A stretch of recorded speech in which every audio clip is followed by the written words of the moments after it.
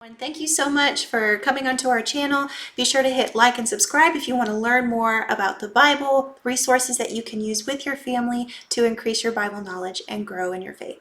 So today I'm talking more about the 17 time periods and the 3-cycle approach. Maybe you've heard about it, maybe it's completely new to you, but the 3-cycle approach is a method for organizing your Bible knowledge, originally written by Bob Waldron.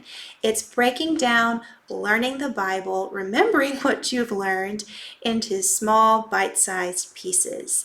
So the first cycle of the 3-cycle approach is learning the main time periods of the Bible, the main story of the Bible. If you learn the 17 time periods, which I have for you right here, you and your kids have learned the overall story of the Bible and can tell someone very quickly what the Bible is about. So the first cycle is breaking it down into main time periods. So I'll go through them quickly right here, but be sure to check out our other videos where I go in more in depth and explain more about them. But right here, we have the 17 time periods: before the flood,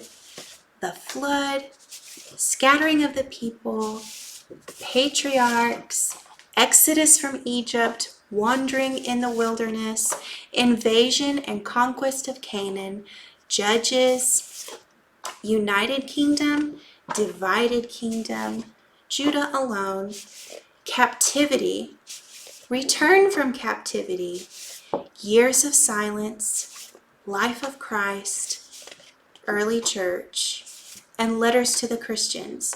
Once you and your kids learn this list, you have learned the overall story of the Bible. And that's just what you work on. That's the first cycle. And then once you've mastered that, which is very easy to do, I will tell you, because we have hand motions to go along with this and a song to make it kid-friendly. And honestly, the hand motions and songs help me as well.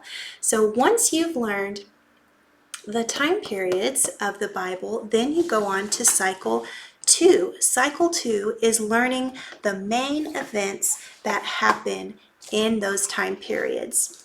So for right here, this is our cycle 3 and guide, but it has the contents, the main events that happen within each time period.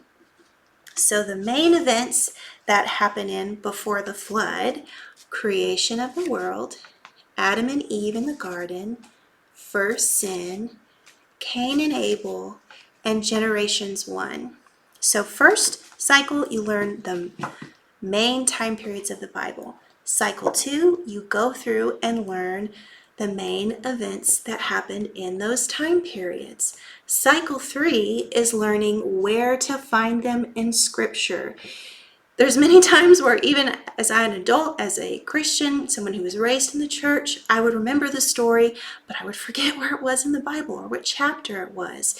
So not only are you learning the main time periods or timeline of the Bible, what happened when, who lived when, but you're remembering where to find them in Scripture. So once you've learned the main events, you can go on to learning where they are in Scripture. We have lots of resources at our website, Creation Revelation, where you can find visuals like this.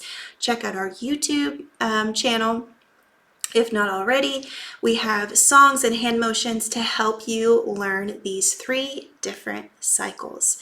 It has helped me and my family learn more about the Bible and remember more as well, and even go on to make more connections, because ultimately we're seeing that God always had a plan and He fulfilled His promises.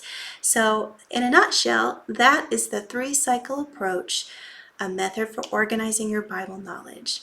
Hope this was helpful. Be sure to check out our other 17 time periods videos and our cycle 2 events, songs, and hand motions. We're here to help you. Have a question? Drop it in the comments. Thanks everyone for joining me. See you soon.